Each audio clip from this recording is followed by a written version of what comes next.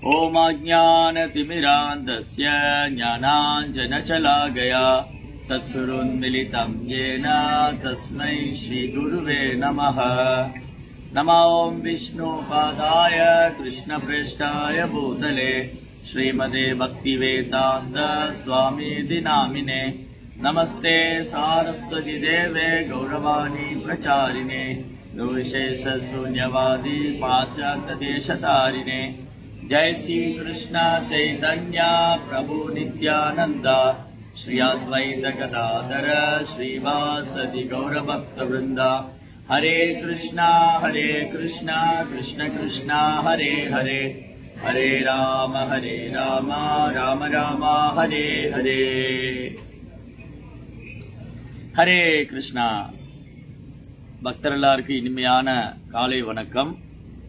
இன்றைய பாகவத சத்சங்க வகுப்புல வந்து கலந்துட்டு இருக்கிற எல்லா பக்தர்களுக்கும் என்னுடைய பணிவான நமஸ்காரம். அப்போ இன்னைக்கு பாகவதம் ஸ்லோகத்துக்கு போறதுக்கு முன்னாடி இன்னைக்கு ரொம்ப மங்களகரமான தினம், குரு பூர்ணிமா அல்லது வியாச பூர்ணிமா. அப்ப அதை பற்றி கொஞ்ச நேரம் பேசிட்டு அப்புறம் இன்னைக்கு பாகவதம் என்ன சொல்லுதுன்னு. அதுக்கப்புறம் இன்னைக்கு சனாதன கோஸ்வாமி அவருடைய மறைவு தினம். அடுத்து வரக்கூடிய உபன்யாசத்தில் சனாதன கோஸ்வாமியுடைய மகிமையை பற்றி தெரியும். குரு பூர்ணிமா அல்லது வியாசதேவர், வியாசதேவர் தோன்றியதை வந்து குரு பூர்ணிமா. பௌர்ணிமா அப்படின்னா பௌர்ணமி. வியாசர் தோன்றிய அந்த தினத்தை வந்து குரு பூர்ணிமாவா கொண்டாடும் வியாச மகரிஷி. சரி, அப்போ இந்த வியாசர் யாரு, ஏன் வியாசர் தோன்றியதே குரு பூர்ணிமா அப்படின்னு கொண்டாடுறாங்க? குரு தத்துவம், குருவுடைய முக்கியத்துவம் என்ன? இன்றைய வகுப்புல நம்ம பாகவதத்துல குருவுடைய முக்கியத்துவம் என்ன, குருங்கிறவர் யாரு, குரு என்ற வார்த்தையோடைய அர்த்தம் என்ன, குரு என்ற வார்த்தையின் அர்த்தம் என்ன, குரு என்பவர் யாரு, குருவுடைய தகுதி என்ன, எப்போ ஒருத்தர் குரு தேவைப்படுறாரு, ஏன் ஒருத்தர் குருவை அணுகணும், இவ்வளவு கேள்வி. குரு என்ற வார்த்தையின் அர்த்தம் என்ன, குரு என்பவர் யாரு, குருவுடைய தகுதி என்ன, ஏன் ஒருத்தர் குருவை அணுகணும், எதற்காக குருவை அணுகணும், எப்படி குருவை அணுகணும். இப்ப 6 கேள்வி ஆயிடுச்சு. குரு என்ற வார்த்தையின் அர்த்தம் என்ன, குரு என்பவர் யாரு, குருவுடைய தகுதி என்ன, ஏன் ஒருத்தர் குரு அணுகணும், எப்படி குரு அணுகணும், எதற்காக குரு அணுகணும்.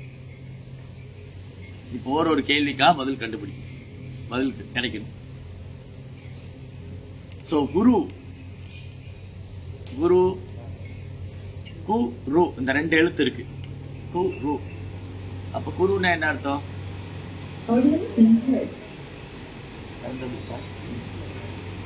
ஓகே, பரவாயில்ல. குரு என்ற வார்த்தையின் அர்த்தம் என்ன? குருனா மிக கடினமான பொறுப்பை எடுத்துட்டு இருக்கிறவர், ஹெவி. குரு அப்படின்னா heavy. Hare Krishna Krishna Krishna Hare Hare, Hare Ram Ram Ram Hare Hare. Heavy responsibility, மிகப்பெரிய பொறுப்பு வைக்கிறவர் குரு அப்படின்னா ஹெவி ரெஸ்பான்சிபிலிட்டி. ரைட். சரி, அப்புறம் இன்னொரு அர்த்தம் இருக்கு. குரு அப்படின்னு என்ன அர்த்தம்? குரு அப்படின்னா ஹெவி ரெஸ்பான்சிபிலிட்டி, மிக உயர்ந்த மிக பெரிய பொறுப்பு, ஒரு பெரிய பாரமான பொறுப்பு எதுன்னு இருக்கிறோம். சரி, ஓகே. தன்னை பின்பற்றக்கூடியவங்களை வழிநடத்தவர். குரு என்ற வார்த்தையோட அர்த்தம் என்ன? இது 2 எழுத்து இருக்கு, கு ரு. குரு என்ற வார்த்தையோட அர்த்தம் என்ன? கு அப்படின்னா அறியாமை, ரு அப்படின்னா விடுவிக்கிறவர். அப்போ குரு அப்படின்னாலே அறியாமையிலிருந்து விடுவிக்கிறவர். குரு என்ற வார்த்தைக்கு அர்த்தம் என்னன்னா அறியாமையிலிருந்து விடுவிப்பவர். அப்ப குரு என்ற வார்த்தைக்கு 2 பொருள் உண்டு. குரு என்ற வார்த்தைக்கு 2 பொருள். ஒன்று வந்து கு அறியாமை, ரு விடுவிப்பவர், அறியாமையிலிருந்து விடுவிப்பவர். அத நம்ம சொல்றோம். ஓம் அஜ்ஞான திமிராந்தஸ்ய ஞானாஞ்சன சலாகயா சத்சுருன் மிலிதம் ஏன தஸ்மை ஸ்ரீ குருவே நமஹ. ஓ ஆன்மீக குருவே, என்னை அறியாமையிலிருந்து விடுவித்து விடுங்கள்.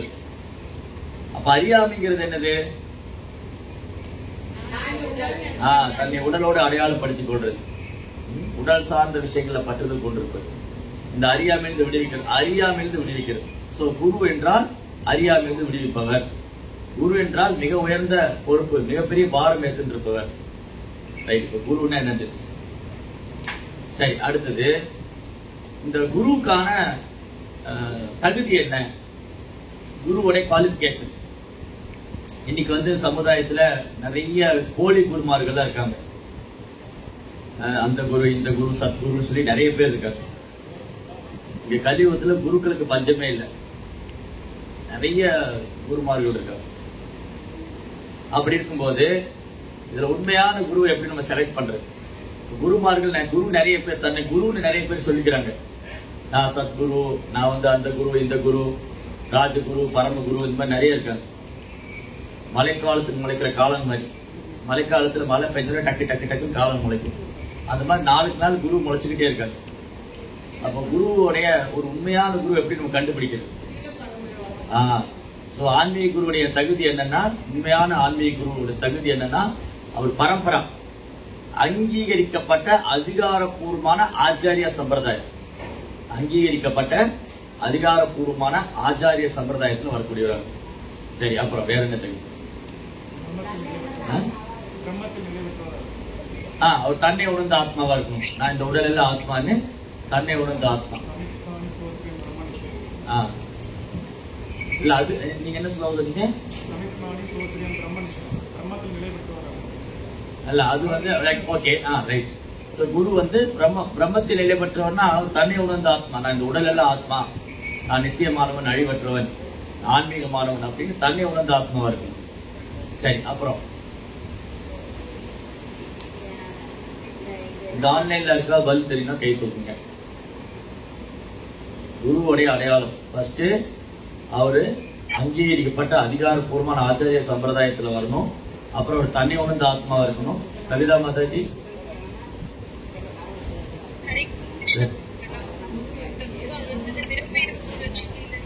மாதாஜி, அது வாய்ஸ் கிளியரா இல்ல.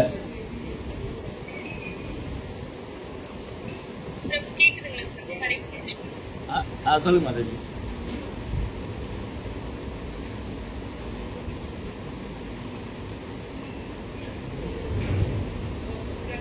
ஓகே, அவர் பிறப்பு இறப்பு விடுவிக்கக்கூடியவராக இருக்கும். அவரே பிறப்பிறப்பு உட்பட்டவராக இருக்கிறார். அவரே பிறப்பு இறப்பு விடுவிக்கக்கூடிய சக்தி படைத்தவராக இருக்கும். ரைட். அடுத்தது ஒரு விஷயம், ஆன்லைன்ல 3 பேர் கை தூக்கி. யோகினி மாதாஜி,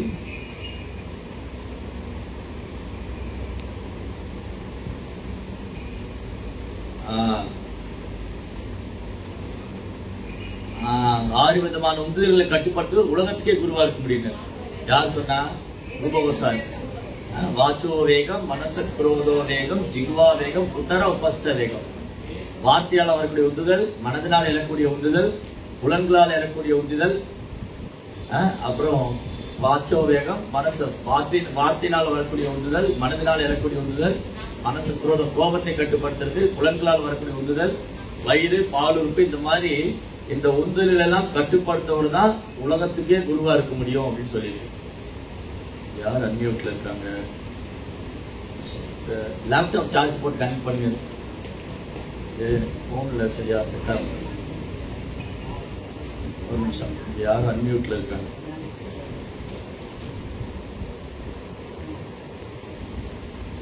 ஓகே, ரைட். இந்த 6 விதமான உந்துதல்களை கட்டுப்படுத்துறவர் தான் உலகத்திலே குருவா இருக்க முடியும். சரி, அப்புறம் வேற குருக்கு வர அடையாளம். இங்க வேற யார் கை தூக்கிட்டாங்க? ஐயம்மா மாதாஜி, அது சொல்லிட்டாங்க. நந்தினி மாதாஜி,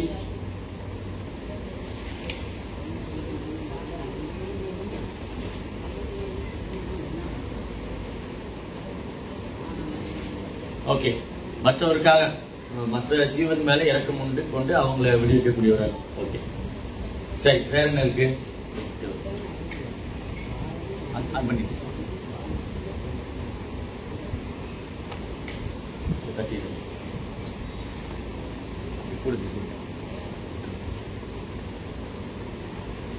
வேற என்ன இருக்கு? இந்தியா கை தூக்கிருக்கு, ஆன் சைட்ல இருக்கு, தெரியும். வேற இது கிருஷ்ண உணர்வை கற்றுக் கொடுக்கக்கூடியவரா இருக்கணும். Right, okay. அப்புறம்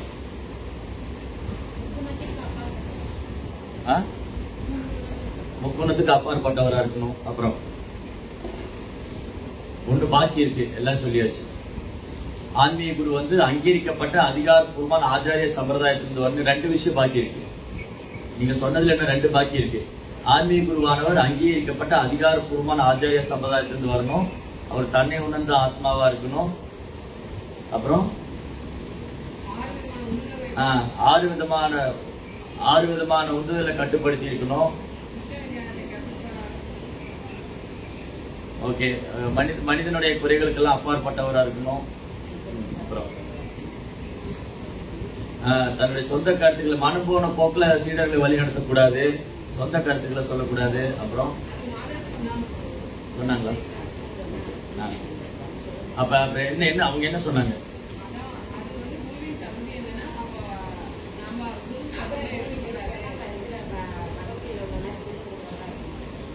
ஒரே வார்த்தையில் எப்படி சொல்லலாம்? அப்படியா சொன்னாங்க? சாஸ்திரத்தை பையப்படுத்தி பேசணும். சாஸ்திரம் என்ன சொல்லுது? அப்ப சாஸ்திரத்தை பின்பற்றக்கூடியவராகவும் அதை கற்பிக்கக்கூடியவரா இருக்கும். இது ஒரு முக்கியமான பாயிண்ட். ஆன்மீக குருவானவர் சாஸ்திர விதிகளை பின்பற்றக்கூடியவராகவும் அதை போதிக்கக்கூடியவரா இருக்கும். பகவத்கீதை, பாகவதம். சரி, அப்படின்னு ஒன்று பாக்கி இருக்கு. தேவிகி மாதாஜி,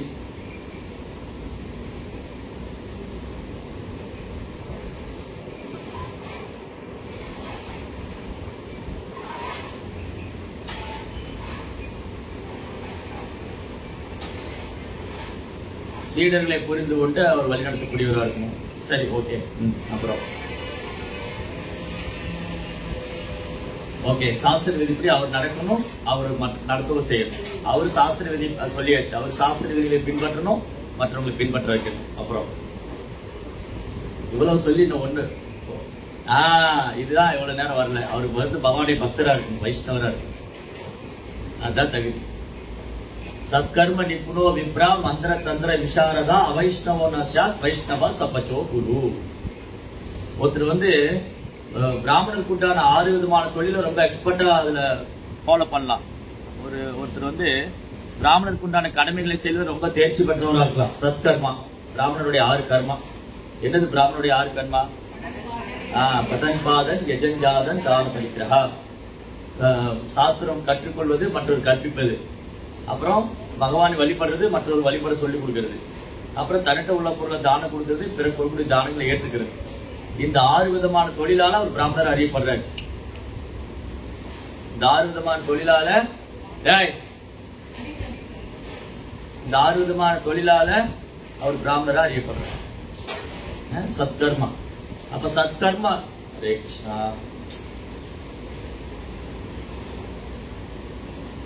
சத்கர்மா. அந்த 6 விதமான கர்மத்துல ஒருத்தர் எக்ஸ்பர்ட்டா இருக்கலாம், நிபுணர் அப்படின்னா தமிழ்லயே நிபுணர் சொல்லுவோம். நிபுணர்னா அதுல தேர்ச்சி பெற்றவர். தமிழ்ல நிபுணர்ன்ற வார்த்தை எங்க கேள்விப்பட்டிருக்கீங்க? அறுவை சிகிச்சை நிபுணர், மூட்டு வலி நிபுணர், காது மூக்கு தொண்டை நிபுணர் இல்லையா, போட்டிருக்காங்க இல்லையா? அது ஸ்பெஷலிஸ்டே. அது மாதிரி பிராமணா இதுல நிபுணரா இருக்காரு. இந்த 6 விதமான தொழில் சத்கர்ம நிபுணோ விப்ரா. விப்ரா மீன் பண்டிட், ஸ்காலர், படிச்சவர், சாஸ்திரம் படிச்சவர். 6 விதமான தொழில தேர்ச்சி பெற்றவரு, சாஸ்திரம் படிச்சவரு. சத்கர்ம நிபுணோ விப்ரா. மந்திர தந்திர விசாரதா. நிறைய மந்திரங்கள் தெரியும், தந்திரங்கள் தெரியும், ஸ்லோகங்கள் தெரியும். இதெல்லாம் தகுதியா, இதெல்லாம் இருக்கு. ஆனா அவர் பக்தர் இல்ல. இதெல்லாம் இருக்கு ஒருத்திட்ட. அவர் வந்து உயர்ந்த குலத்துல பிறந்திருக்காரு, வேத மந்திரங்களை படிச்சிருக்காரு. அப்புறம் 6 விதமான தொழில ரொம்ப எக்ஸ்பர்ட்டா இருக்காரு, தேர்ச்சி பெற்றவரா இருக்கு. இந்த தகுதிகள்லாம் இருந்தாலும் அவர் பகவானுடைய பக்தரா இல்லைன்னு சொன்னா அவர் குருவா எடுத்துக்க முடியாது. சத்கர்ம நிபுண விப்ரா மந்திர தந்திர விசாரதா அவைஷ்ணவோ குருநஷா. அவைஷ்ணவா, அவர் பக்தர் இல்ல அப்படின்னா அவர் குருவா எடுத்துக்க முடியாது. அதே சமயம் வைஷ்ணவா சபச்சோ குரு. நாயத்தினும் சண்டாள குலத்தில் பிறந்திருந்தாலும் அவர் வைஷ்ணவரா இருக்காரு, கிருஷ்ண உணர்வை பின்பற்றக்கூடிய பக்தரா இருக்காரு, அவர் குரு சீட பரம்பரையில வர்றாரு அப்படின்னா அவரை கண்ணை மூடிட்டு குருவா எடுத்துக்கலாம். வைஷ்ணவா ஸ்வபச்சா. ஸ்வா அப்படின்னா டாக், ஸ்வபச்சானா டாக் ஈட்டர்.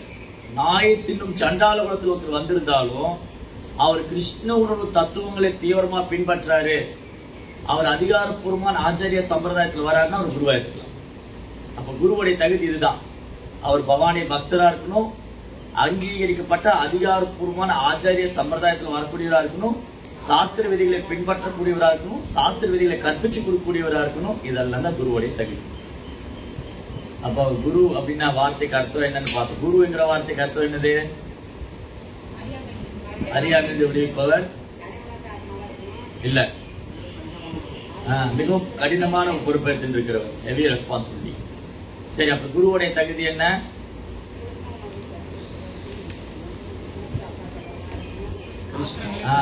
அவர் அங்கீகரிக்கப்பட்ட அதிகாரப்பூர்வ ஆச்சாரிய சம்பிரதாயத்தில் வரக்கூடியவரா இருக்கணும், அவர் பகவானி பக்தரா இருக்கணும், அவர் சாஸ்திர விதிகளை பின்பற்றக்கூடியவரா இருக்கணும், சாஸ்திரத்தை கற்பிச்சு கொடுக்கக்கூடியவரா இருக்கணும்.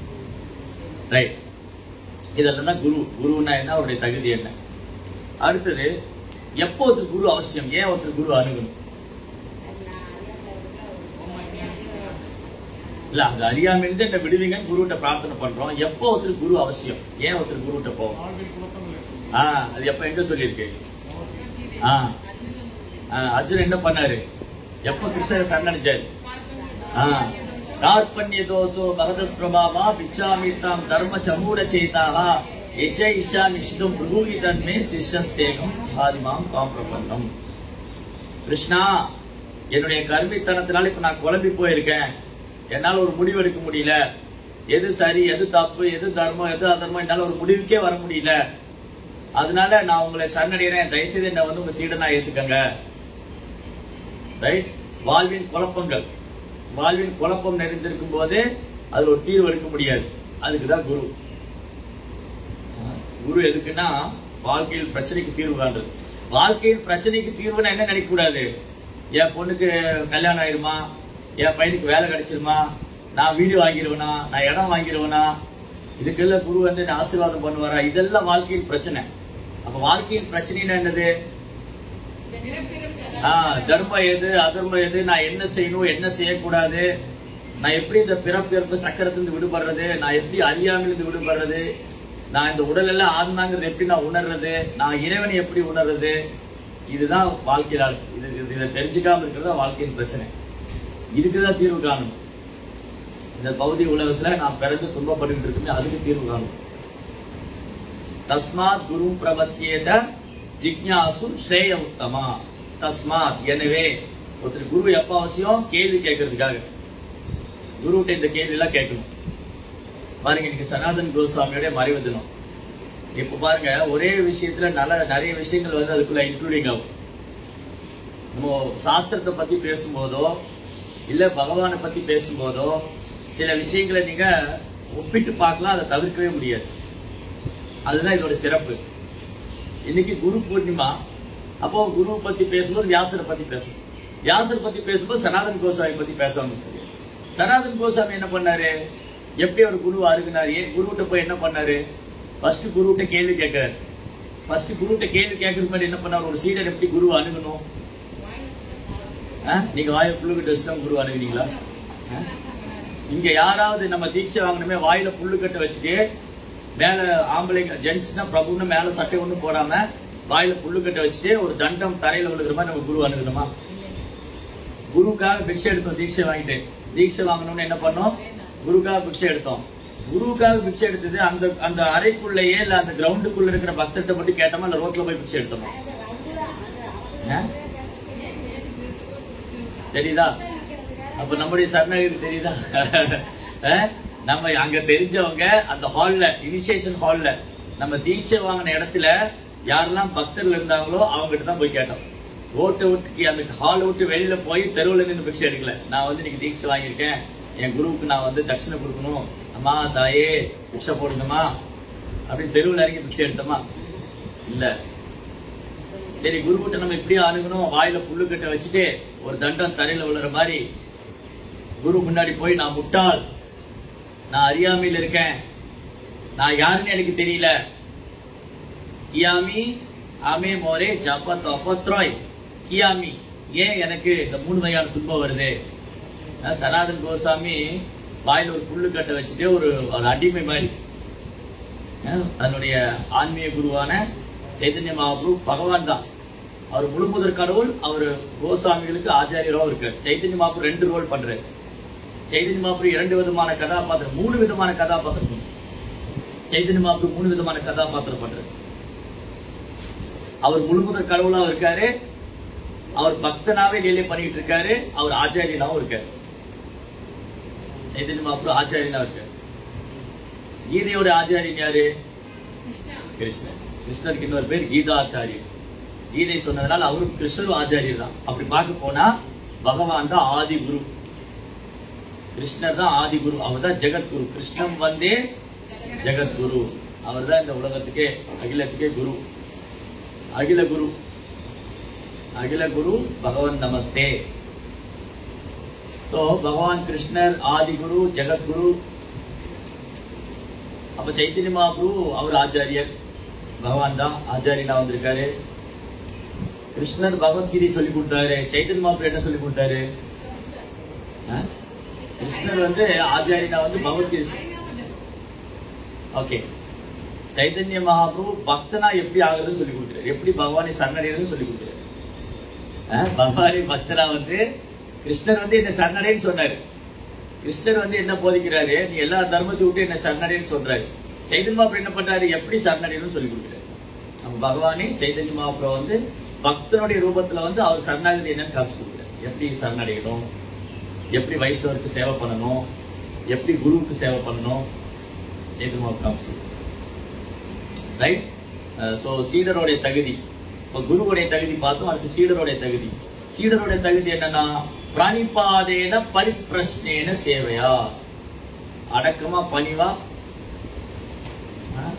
தாழ்மையோட தன்னை வந்து ஒரு முட்டாளா, குரு முன்னாடி போய் தன்னை முட்டாளா வச்சு, நம்ம பெரிய MA PhD சர்டிபிகேட் தூக்கி ஓரமா போட்டு, நான் வந்து பௌதிக கல்வியில அதெல்லாம் வந்து தூக்கி ஓரமா வச்சுட்டு, நேற்று பார்த்து பிரதாபருத்ர மகாராஜ், நேற்று பாகவத்துல பார்த்து பிரதாபருத்ர மகாராஜா சைதன்ய மகாபிரபு வந்து தன்னை ஒரு வேலைக்காரன், ஒரு சேவகன் போற ஒரு அடிமை மாதிரி வந்து உட்கார்ந்துருக்கு.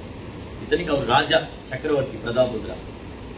அவரு மகாபிரபு முன்னாடி வந்து சொல்றாரு, நான் உங்களுடைய சேவகனுடைய சேவகனுடைய சேவகன். மகாபிரபு கேட்டார், நீங்க யாரு? நீங்க யாரு? ஓ மகாபிரபு, நான் உங்களுடைய சேவகனுடைய சேவகன். சனாதன் கோஸ்வாமி கேட்கிறாரு, எனக்கே 3 வகையான துன்பம் வருது, நான் ஏன் கஷ்டப்படுறேன், நான் எப்படி இந்த அறியாமையிலிருந்து விடுபடுறது? எல்லாரும் என்ன படிச்சவன்னு சொல்றாங்க, மகாபிரபு என்னெல்லாம் ரொம்ப படிச்சவங்க, நீங்க உயர்ந்த குலத்துல பிறந்திருக்கீங்க எல்லாம் சொல்றாங்க, ஆனா நான் யாருன்னு எனக்கு தெரியல, தயவுசெய்து நான் யாருன்னு சொல்லுங்க, எனக்கே 3 வகையான துன்பம் வருது. இந்த மாதிரி குருவை எப்படி அணுகணும்? ஒரு சீடருக்கான தகுதி என்னன்னா, ஒரு சீடர் வந்து ரொம்ப பணிவா அடக்கமா சேவை செய்து கேள்வி கேட்கணும். குதர்க்கமா கேள்வி கேட்கறது இல்ல, இவருக்கு தெரிஞ்சிருக்கா பாக்கலாமா, இவர் என்ன குரு, இவருக்கு தெரிஞ்சுக்க, குருவை டெஸ்ட் பண்றது, குருவை டெஸ்ட் பண்ற, குருவை பரிச்சை பண்ற விதமாவோ அல்லது குதர்க்கமாவோ அல்லது கேள்வி கேட்டு திக்குமுக்காட வச்சிடலாம். என் குரு பெரிய நாலேஜ் இருக்கான்னு பாக்குறேன், நான் போய் கேள்வி கேட்டு அவர் திக்குமுக்காட வைக்கிறேன். சில நேரம் வந்து மடக்குவாங்க கேள்வி கேட்டு, பாத்திருக்கீங்களா? இந்த டிவில எல்லாம் பார்க்கலாம். அரசியல்வாதி கூப்பிட்டு உட்கார வச்சு பத்திரிக்காரங்க மடக்குவாங்க, பல கேள்வி சரளமா கேள்வி கேட்பாங்க. ஏன் அப்படி பண்ணீங்க, எப்படி பண்ணீங்க, இது எப்படி அது எப்படி, அந்த மாதிரி மடக்கிற விதமா கேள்வி கேட்க. அதுக்கப்புறம் அவருடைய அறிவை பரிசோதிக்கிறது, இவருக்கு எவ்வளவு தெரிஞ்சிருக்கு பார்க்கலாம். இதெல்லாம் அல்ல குரு அணுகிறதுக்கான தகுதி. இதெல்லாம் இருந்தா குரு அணுகிறதுக்கு தகுதியே இல்லாம. சோ பணிவாக அடக்கமாக கேள்வி கேட்கணும். அதுதான் சனாதன் கோஸ்வாமி. சனாதன் கோஸ்வாமி சைத்தன்ய மகாபிரபு முன்னாடி போய் ரொம்ப பணிவா அடக்கமா இன்னும் விவரமா படிக்கலாம். அப்புறம் சனாதன் கோஸ்வாமி வாழ்க்கையில நிறைய பாடம் இருக்கும். ரைட். அப்போ குரு யாரு, குருங்கிற வார்த்தைக்கு அர்த்தம் பார்த்தாச்சு. அப்புறம் குருவுடைய தகுதி என்னன்னு பார்த்தாச்சு. அப்புறம் சீடனுடைய தகுதி என்ன, எப்போது குரு அவசியம்? தத் விஞ்ஞானாந்த குரு ஏவாபிகச்சி சமித்பாதும் ஸ்ரோத்ரியம் பிரம்மனிஷ்டம். தத் விஞ்ஞானார்த்தம், தத் விஞ்ஞா, அந்த அறிவு உனக்கு வேணுமா, அந்த நாலேஜ் உனக்கு வேணுமா, பகவானை பற்றிய அறிவு, இறைவனை பற்றி விஞ்ஞானம், இறை விஞ்ஞானத்தை நீ தெரிந்து கொள்ள வேண்டுமானால் தத் விஞ்ஞானத்தம் ச குரு ஏவா அபிகச்சி, குருவை கட்டாயம் அணுகும். குருவை கட்டாயம் அணுகாம இறை விஞ்ஞானம் யாருக்கும் புலப்படாது. ஆன்மீக குரு உண்மையான அங்கீகரிக்கப்பட்ட ஆச்சாரிய சம்பிரதாயத்தில் ஒரு தூய பக்தர். அந்த வைஷ்ணவரை அணுகாம கிருஷ்ண தத்துவத்தை புரிஞ்சுக்க முடியாது. அப்ப கிருஷ்ண தத்துவத்தை புரிஞ்சுக்கணும்னா குரு தத்துவம் வேணும்.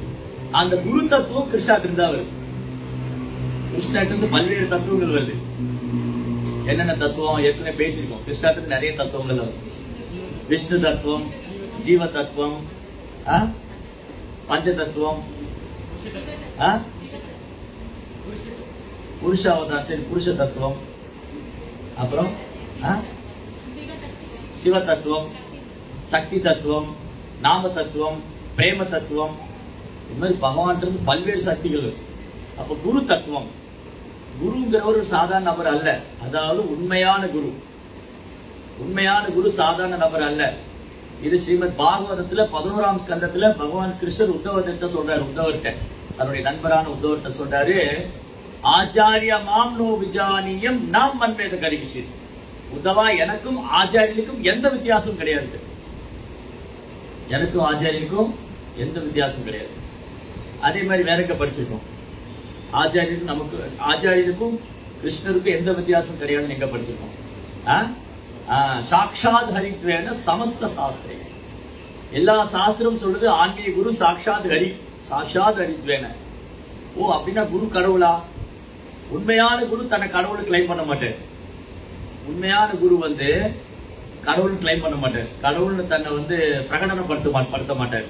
ஆனா சாஸ்திரம் என்ன சொல்லுதுன்னா சாட்சாத் ஹரித்வேன சமஸ்த சாஸ்திரி. ஆன்மீக குரு சாட்சாத் ஹரின்னு சொல்லுது. பகவான் எப்படி வழிபடுறோமோ அது மாதிரி ஆச்சாரியனை வழிபடணும்னு சொல்லுது. ஏன்? கித்து பிரபுயா பிரேம தஸ்ய வந்தே குரு ஸ்ரீ சரணாரவிந்தம். அவர் கிருஷ்ணருக்கு ரொம்ப பிரியமானவர். அவர் கிருஷ்ணருக்கு ரொம்ப பிரியமானவர். நம் இதயத்தில் உள்ளிருக்கும் பரமாத்மா வெளியில ஆன்மீக குருவா இருக்காரு. அவ்வளவுதான். உள்ளிருக்கும் சைத்திய குரு, நம் இதயத்தில் உள்ள கிருஷ்ணர் சைத்திய குருவா நம்ம இதயத்துக்குள்ளே இருக்காரு. அந்த பரமாத்மாவுடைய பிரதிநிதியாக, அந்த பரமாத்மாவுடைய வெளிப்பாடு தான் ஆன்மீக குரு. ரைட்? சோ ஆன்மீக குரு ஒரு சாதாரண நபர் அல்ல. அதனால தஸ்மாத் குரு பிரபத்தியேத. அந்த குருகிட்ட போய் ஜிக்ஞாசு, கேள்வி கேட்கணும். எதை பத்தி கேள்வி கேட்கணும்? பகவானை பத்தி. உத்தமா, உத்கத்தமா. பிரபுபாத் உத்தமான்னு சொல்லும்போது இதுக்கு என்ன விளக்கம் கொடுக்கிறார்? உத்கத்தமா, இருளிலிருந்து அறியாமிலிருந்து விடுபடுறதா உத்தமா. அதை பண்றதுனால கிருஷ்ணர் புருஷோத்தமா, புருஷர்களே உத்தமா, அறியாமைக்கெல்லாம் அப்பாற்பட்டது. ரைட்? சோ தஸ்மாத் குரு பிரபத்தியேத ஜிக்ஞாசு சேயோத்தமம். தத் விஞ்ஞானம் தத் ச குரு ஏவ அபிக. தத் விஞ்ஞானம், பகவானை பற்றி நாலேஜ் வேணும்னா தத் விஞ்ஞானம் தத் ச குரு ஏவ அபிகச்சித். கட்டாயம் ஒருத்தர் குருவா இருக்கணும். சமித்பாதம் சோத்தியம் பிரம்மனிஷ்டம். குருகிட்ட போய் இந்த கேள்வி கேட்கணும். நான் யாரு? நான் ஏன் கஷ்டப்படுறேன்? எப்படி நான் இந்த அறியாமையிலிருந்து விடுபடுறது? ரைட்? யஸ்ய தேவே பராபக்தி யதா தேவே ததா குரு.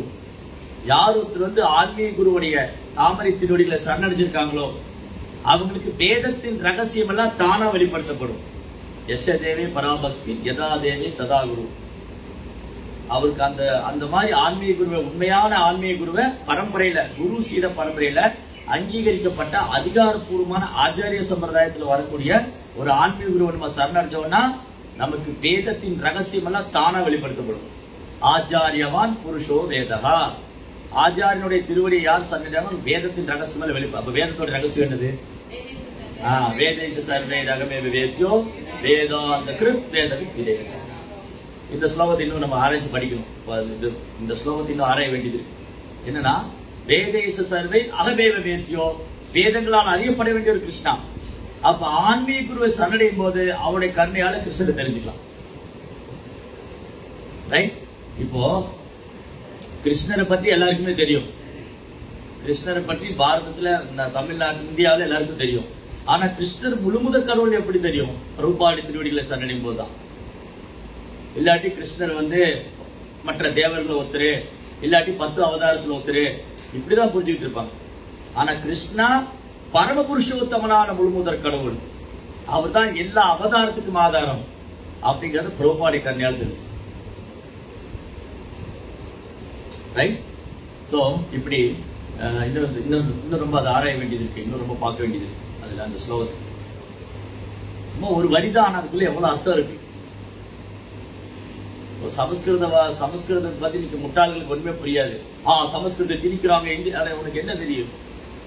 அதுல வந்து ஒரு வார்த்தைக்கும் எவ்வளவு அர்த்தம் இருக்கு, ஒரு வார்த்தைக்கும் அர்த்தம் இருக்கு. அது வந்து சாதாரண மொழி அல்ல, அது எல்லா மொழிக்கும் ஆதாரம், எல்லா மொழிகளுக்கும் ஆதாரம். நீங்க எந்த பாஷை எடுத்துக்கிட்டாலும் அது சமஸ்கிருதத்தோடைய சம்பந்தம் இல்லாம இருக்காது, சமஸ்கிருதத்தோடைய தொடர்பு இல்லாம எந்த பாஷையும் இருக்காது. ரைட்? சமஸ்கிருதத்துல மூக்குக்கு என்ன சொல்றோம்? சமஸ்கிருதத்துல மூக்குக்கு என்ன சொல்லுவாங்க? நாசி. இங்கிலீஷ்ல என்ன சொல்றாங்க? என்ன பெரிய வித்தியாசம் இருக்கு? நாசி, நோஸ். சமஸ்கிருதத்துல பல்லுக்கு என்ன சொல்லுவாங்க? தண்டா. தண்டா தாது, தண்டா. தான், தானி, தானி, தான், தான். இங்கிலீஷ்ல டீத். தாந்த், தாந்த். இங்கிலீஷ்ல டீத். நீங்க பாருங்க, இப்படி ஒண்ணு எடுத்தீங்கன்னா ஆல்மோஸ்ட் நீங்க ஆங்கில வார்த்தை எடுத்தா அது சமஸ்கிருதத்தோடைய தொடர்பு இல்லாம இருக்காது. ஐஸ்னு சொல்றோம், இங்கிலீஷ்ல ஐஸ்னு சொல்றோம், சமஸ்கிருதத்துல ஐக்ஷஜா. கிருஷ்ணருக்கு அதோக்ஷஜா, அதோக்ஷஜா, தன்னுடைய பௌதிக பார்வைகளை அப்பாற்பட்டவர். இந்த மாதிரி ஒன்னொன்னுக்கும் எடுத்தீங்கன்னா, நீங்க தமிழ்ல கேசம் சொல்றோம், சான்ஸ்கிரிட்ல தமிழ்ல கேசம் சொல்றோம். கிருஷ்ணர் கேசவன் பேர், அழகான சுருள் கூந்தலுடையவர். ஏசி. எப்படி நீங்க சமஸ்கிருதத்துல ஒரு வார்த்தை எடுத்தீங்கன்னா அந்த சமஸ்கிருத வார்த்தையோட சம்பந்தம் இல்லாம வழி. இப்ப சம்பந்தம் தமிழ்ல சம்பந்தம் சொல்றீங்க, சான்ஸ்கிரிட்ல சம்பந்தம், சம்பந்தம் தமிழ்லயும் சம்பந்தம். எப்படி சமஸ்கிருதம் எல்லா மொழிக்கும் ஆதாரமா இருக்கு. ஆனா முட்டாள்கள் என்ன நினைக்கிறாங்க? சமஸ்கிருதத்தை மேல திணிக்கிறாங்க, இந்தியை திணிக்கிறாங்க. இதெல்லாம் வெறும் அரசியல் பண்றதுக்கு தான். தமிழ் தமிழ் பேசுவாங்க, அவங்க பசங்க எல்லாம் வெளிநாட்டுல படிச்சுட்டு இருக்காங்க. அவங்க என்ன இந்த அரசியல் தலைவர்ல இருக்க பாத்தீங்களா, அவங்க தமிழை தூக்கி நிற்போம், தமிழை காப்போம், தமிழ் வாழ்க. இவங்க பசங்க, இவங்க நடத்துற ஸ்கூல் எல்லாமே ஆங்கிலோ இந்தியன் ஸ்கூலு, இல்ல சிபிஎஸ்இ ஸ்கூலு, மெட்ரிகுலேஷன் ஸ்கூலு. அவங்க பசங்க எல்லாம் வெளிநாட்டுல படிச்சுட்டு இருப்பாங்க. இங்க அப்பாவி ஓட்டு போட்ட மக்களுடைய பையன் கார்பரேட் ஸ்கூல்ல படிச்சுப்பான், அவனுக்கு ஒண்ணும் தெரியும். அவன் தமிழ்நாட்டு பார்டர் கிராஸ் பண்ணா வேற ஒண்ணும் தெரியாது. அப்போ நம் மொழியை நாம் நேசிக்கணும், பிற மொழிகளை கற்றுக்கொள்ளணும். என் மொழி மேல எனக்கு வந்து பற்றுதல் இருக்கலாம், ஓகே, உன் மொழி, ஆனா மற்ற மொழி கத்துக்கணும். இல்லாட்டி வெளியில போய் எங்க வேலை செய்ய முடியும். ஒரு காலத்துல இதெல்லாம் தேவையே இல்லாம இருக்கு. அவங்களுக்கு தேவையான வேலை அவங்க ஊர்லயே இருந்தது. வேற எந்த மொழியும் கத்துக்க வேண்டிய அவசியம் இல்லை, எங்கேயும் போக வேண்டிய அவசியம் இல்லை. காரு, பஸ், ட்ரெயின், பிளைட் எதுக்குமே அவசியம் இல்லை. ஏன்னா அவனுக்கு தேவையானது அவங்க நிலத்திலேயே கிடைச்சது. ரைட்? கரெக்டா? நமக்கு தேவையானது நம் நிலத்திலே இருந்தது. நமக்கு தேவையானது நம் நிலத்திலே கிடைச்சது. நண்பர்கள், உறவினர்கள் அந்த ஊருக்குள்ளே இருந்தாங்க. இன்னைக்கு பாருங்க, சில கிராமப்புறத்துல போனீங்கன்னா அந்த நண்பர்கள், உறவினர்கள் அந்த ஊருக்குள்ளே இருப்பாங்க. அவங்க வெளியில போக வேண்டிய அவசியம் இல்ல. வெளியூர் ஊர்ல இருந்து ஒருத்தர் வந்தா ஈஸியா கண்டுபிடிச்சிருவாங்க. நீங்க எந்த ஊரு, உங்களை புதுசா பாக்குற மாதிரி இருக்கு, கண்டுபிடிச்சிடுறாங்களா? அப்போ அந்த நண்பர்கள், உறவினர்கள் அந்த ஊருக்குள்ளே இருந்தாங்க. நண்பர்களை தேடியோ, உறவினர்களை தேடியோ, காசை தேடியோ, பணத்தை தேடியோ அவங்க வெளியில போக வேண்டிய அவசியம் இல்லாம, தேவையில்லாம இதெல்லாம் உருவாக்கிட்டு.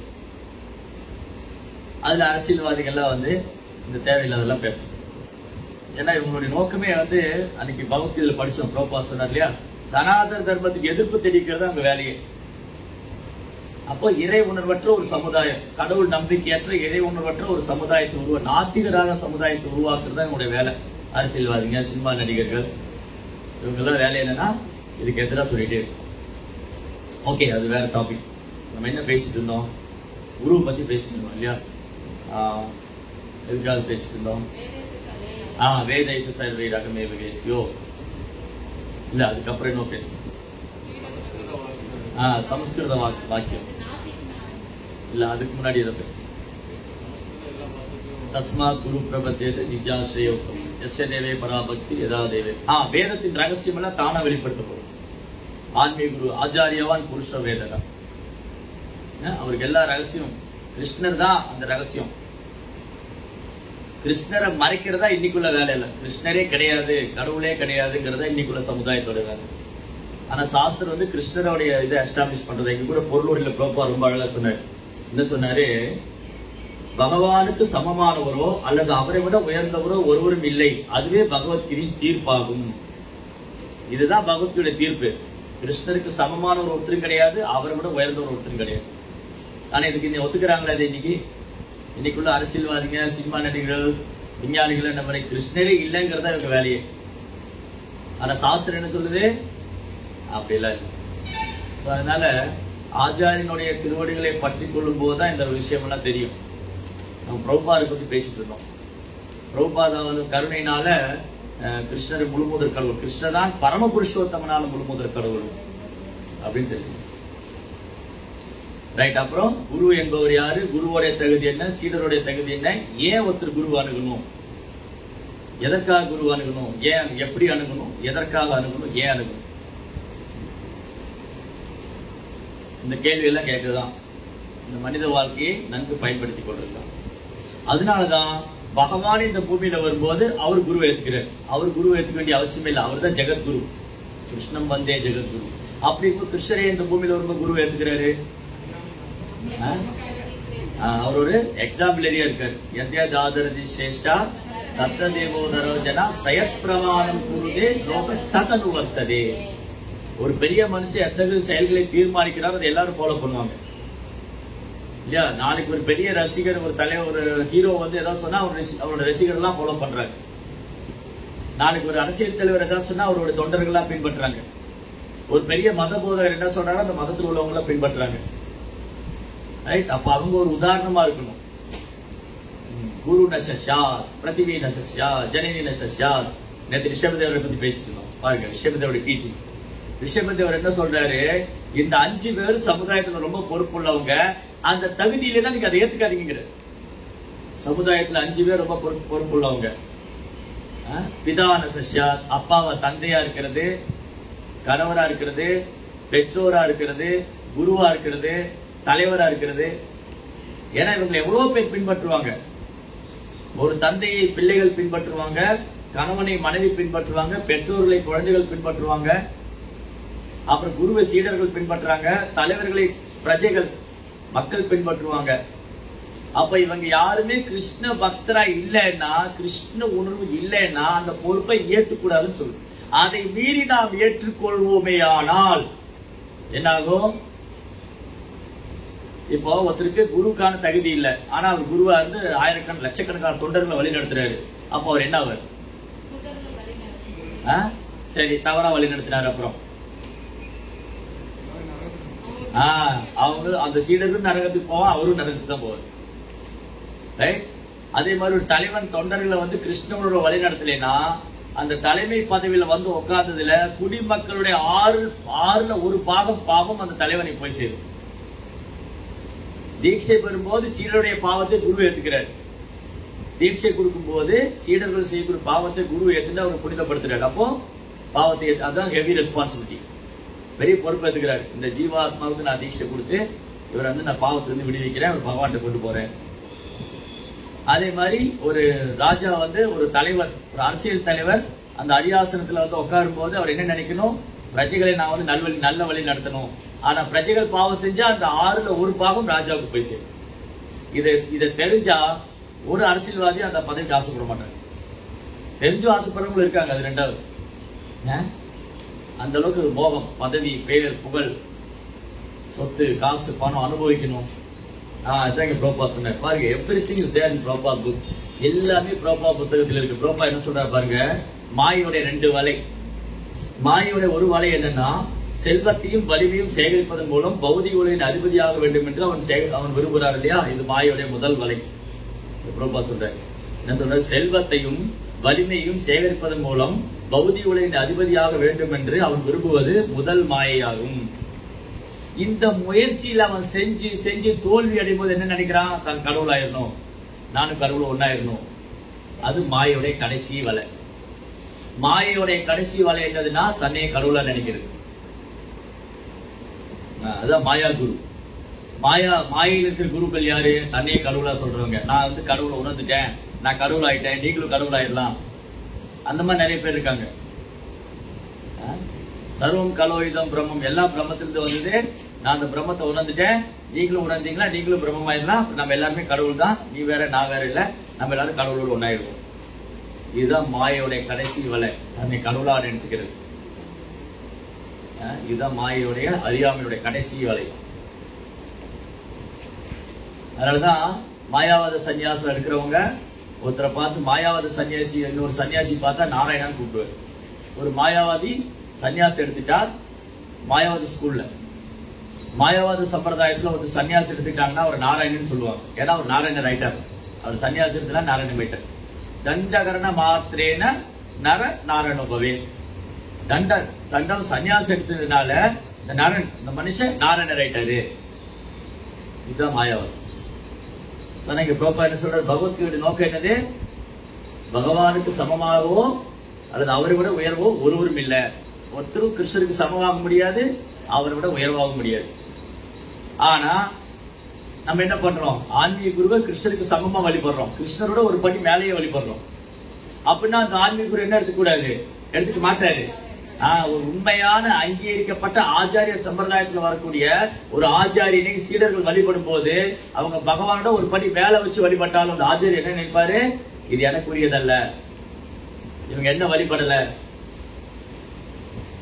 இந்த பரம்பரையை வழிபடுறாங்க, இந்த பரம்பரையில நான் வந்து ஒரு ஆச்சாரியனா வரேன்னா அது அந்த மரியாதை எனக்குரியதல்ல, என் குரு பரம்பராவுக்கு, அது கிருஷ்ணாவுக்கு. ரைட்? மகாதேவத்தை கேட்கிறாங்க, பார்வதி தேவி சிவபெருமான்ட்ட கேட்டாங்க, நிறைய வழிபாடு இருக்கு, எந்த வழிபாடு உயர்ந்தது? பிரபு உங்களை வழிபடுறாங்க, என்ன வழிபடுறாங்க? நம்ம குழந்தைகளை வழிபடுறாங்க இல்லையா? சிவபெருமான் வழிபடுறவங்க இருக்காங்க, பார்வதி வழிபடுறவங்க இருக்காங்க, கணபதி, கார்த்திகேயா, கிருஷ்ணர், விஷ்ணு, ராமர், நிறைய வழிபாடு இருக்கே, இதுல எந்த வழிபாடு உயர்ந்தது? ஆராதனாம் சர்வேஷம் விஷ்ணு ஆராதனம் பரம். சிவபெருமான் சொல்றாரு, எல்லா வழிபாட்டுக்கும் உயர்ந்தது விஷ்ணு வழிபடுறது. அதுவும் நிப்பாட்டல, அது முதல் வரி. முதல்ல என்ன சொல்றாரு? ஆராதனாம் சர்வேஷம் விஷ்ணு ஆராதனம் பரம் தஸ்மாத், எனவே பரதரம் தேவி, அதை விட உயர்ந்தது ததியானாம் சமாச்சரன், பகவானது பக்தர்களை வழிபடுறது.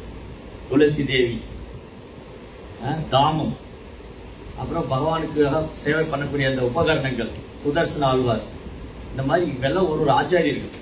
துளசி தேவி பக்தி தேவி, துளசி பக்தி கொடுக்கிறவங்க. அப்புறம் சுதர்சன ஆழ்வார் சங்கம், சக்கரம், கதை, தாமரை, பகவானுடைய அஸ்திரங்கள், பகவானை சேவிக்கல அதெல்லாம் பயன்படுதோ. வைஷ்ணவர்கள், ஆச்சாரியர்கள், தாமம், இதெல்லாம் வழிபாட்டுக்குரியது. நவதீப் தாம், மாயாப்பூர் தாம், பூரி தாம், பிருந்தாவன தாமம், இதெல்லாம் ஜெய ஜெகநாத சுவாமிக்கு எல்லாம் வழிபாட்டுக்குரியது. அதனால பகவானை பக்தர்களை வழிபடுறது பகவானை வழிபட காட்டிலும் உயர்ந்தது. அதனால பகவானுடைய வழிபாடு கீழே போயிடுச்சுன்னு அர்த்தம் இல்ல. பகவான் அவ்வளவு ஏற்றம் கொடுக்கிறார். இங்க பிரபால் கூட உதாரணம் கொடுத்தாரு. என்ன உதாரணம் கொடுத்தாரு? இந்த பொருளோட உதாரணம் படிச்சோம். என்ன உதாரணம் படிச்சோம்? பொருளோட ஹனுமானை பத்தி சொல்றாரு பிரபாதா. ஹனுமான் வந்து ஒரே ஜம்ப்ல லங்கைக்கு போனாரு. இங்க மகேந்திர மலையிலிருந்து ஜம்ப் பண்ணாரு, திரிகூட மலையில போய் இறங்கினாரு. ஒரே ஜம்ப் தான். ஆனா ராமர் வந்து அந்த 100 யோஜனையை வந்து கடக்கிறதுக்கு பாலம் கட்டி போனாரு. அப்படின்னா ராமரோட ஹனுமான் வந்து சக்தி அதிகம் வாய்ந்தவரா? ராமருக்கு சக்தி குறைவா? இல்ல, ராமர் ஹனுமானுக்கு இந்த சக்தி கொடுத்து அவருக்கு புகழ் கொடுக்கிறாரு. தன்னை விட தன் பக்தன் புகழப்படுறதுல பகவான் பேரானந்தம் அடைகிறார்.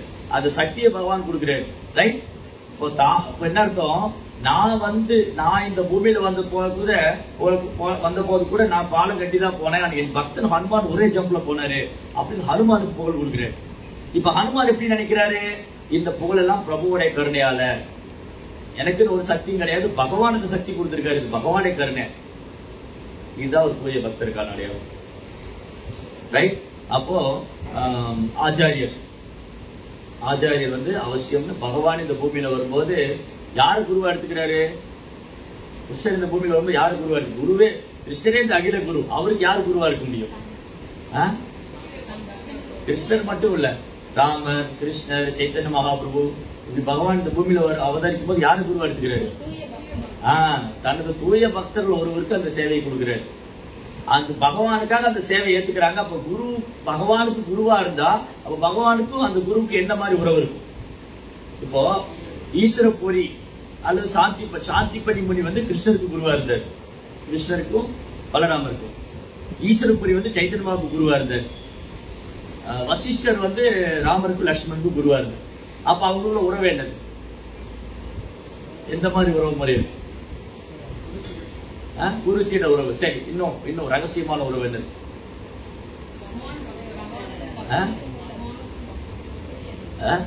இல்ல, இங்க ஆன்லைன்ல இருக்கா தெரியுமா? கிருஷ்ணருக்கு ஆன்மீக குருவா இருக்கும் போது கிருஷ்ணருக்கு குருவுக்கு என்ன மாதிரி ரிலேஷன்ஷிப் இருக்கு? கை தூக்கிப்பாரு. சரி, அப்புறம் இல்ல ஓகே, பக்தர்னா அது குருவா இருந்ததா கிருஷ்ணருக்கு பக்தரா இருக்கணும் இல்ல, குருவா இல்லாம கூட கிருஷ்ணருக்கு பக்தரா இருக்கலாம். அதுக்கு என்னன்னு சொல்லுவாங்க? என்னன்னு சொல்லுவாங்க அதுக்கு? வாத்சல்ய பாவம். வாத்சல்ய பாவம். சாந்தி பண்ணி முனிவருக்கு கிருஷ்ணர் மேல வாத்சல்ய பாவம். ஏன்னா குழந்தை கிருஷ்ணர். அப்போ ஒரு குருகுலத்துல படிக்கிறாரு அப்படின்னா அந்த குரு வந்து தந்தை, குரு பத்னி தாய். அப்ப 7 அம்மால குரு பத்னி யாரு? தாய். ஆதோ மாதா, ராஜபத்னி, குரு பத்னி, தேடோ, தாதி, பிருத்திவி, பிராமி. குரு பத்னி. அப்ப குரு பத்னி என்ன பண்றாங்க? தன் கிட்ட படிக்கிற மாணவர்களை தன் குழந்தையா பாதிக்கிறாங்க. குருவுக்கு அந்த வாத்சல்ய பாவம். சாந்தி பண்ணி முனிக்கு கிருஷ்ணர் மேல வாத்சல்ய பாவம். அந்த மாதிரி பாவத்துல அந்த சிஷ்யர் அந்த பக்தர் வந்து பகவானுக்கு சேவை பண்றாரு. அப்ப கிருஷ்ணருக்கு குருவா இருக்கிறதுனா அவர் சேவை பண்றாரு. பகவானுக்கு சேவை அவர் கொடுக்கிறாரு.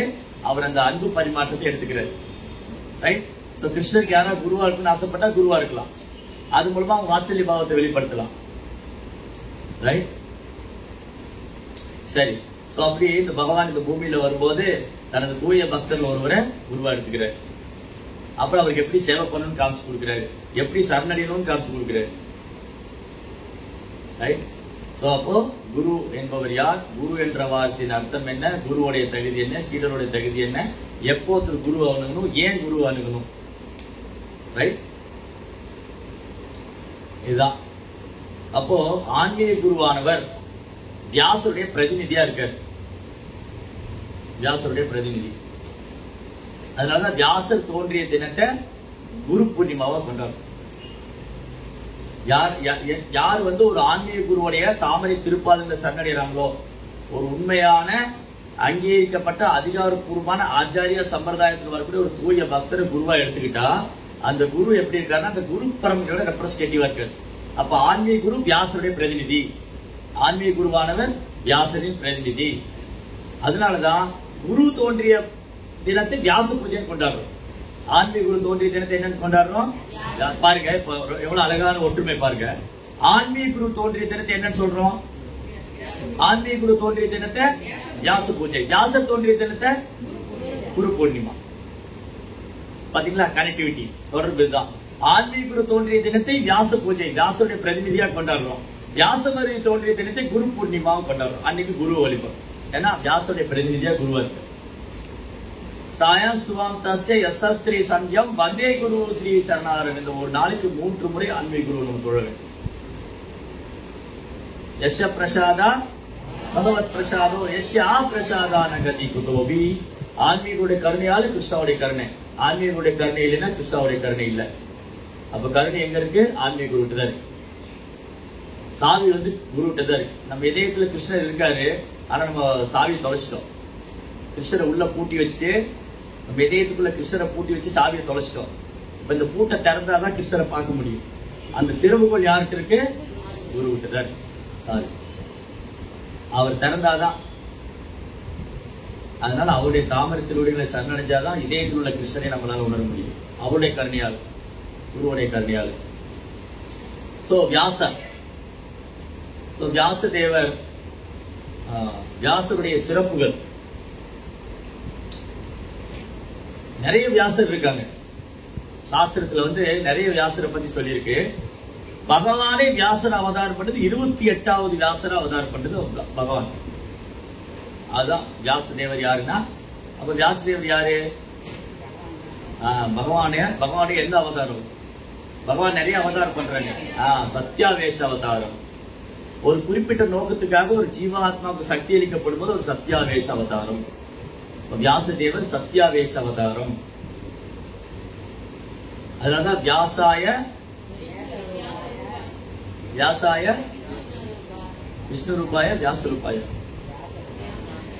வியாசாய விஷ்ணு ரூபாய விஷ்ணுவே நம்ம. வியாசாய விஷ்ணு ரூபாய வியாசாய வியாசரூபாய விஷ்ணுவே பிரப விஷ்ணுவே நம. பகவான் விஷ்ணு தான் வியாசரா அவதாரம் பண்ணிருக்க. பகவான் சக்தி அளிக்கப்பட்ட அவதாரம். அப்ப இந்த ஒரு வார்த்தைக்கும் அர்த்தம் இருக்கு. வியாசா அப்படின்னா என்ன? வியாசாங்கிற வார்த்தைக்கு அர்த்தம் என்ன? இந்த வியாசருக்கு என்ன சிறப்பான பேரு? எல்லாத்துக்கும் அர்த்தம் இருக்கு. சும்மா அர்த்தம் இல்லாம இங்க எதுவும் பேசல. இங்க சமஸ்கிருதத்தையோ சமஸ்கிருத பாஷையோ இல்ல மிகைப்படுத்தியோ இல்ல கற்பனை செய்தோ இல்ல வேணுனே உயர்த்தியோ தூக்கி பிடிச்சோ பேசல. இது உண்மை, சத்தியம், பரம சத்தியம். வியாசா என்பதன் பொருள் விவரமா வர்ணிக்கக்கூடியவர். Deep explanation, give a brief explanation. So கிருஷ்ணர் எதுக்காக வியாசரா வந்தாரு? வேதங்களை விவரித்து கூறுவதற்காக, வேதங்களை விவரிப்பதற்காக, எழுத்து வடிவில் கொடுக்கிறதுக்காக. சோ அவர் யாருக்கு குழந்தையா வந்தாரு? வியாசதேவர் பராசருக்கும் சத்தியவதி, பராசர முனி. தாப்பரீகம், அதாவது கலியுகம் தொடங்க போகுது. தாப்பரீகம் முடிச்சு கலியுகம் தொடங்க போகுது. தாப்பரீகத்தோட இறுதியில வியாசர் தோன்ற. எப்படி ஒரு நாள் பராசர முனிவர் ஒரு படகுல போயிட்டு இருக்காரு. அந்த படகுல போகும்போது அந்த படகு ஓட்டின்னு போற பொண்ணு மத்ஸ்யகாந்தான்னு பேரு. மத்ஸ்யகாந்தா அப்படின்னா அவங்களுடைய பிறப்பு இன்னும் சூட்சமானது.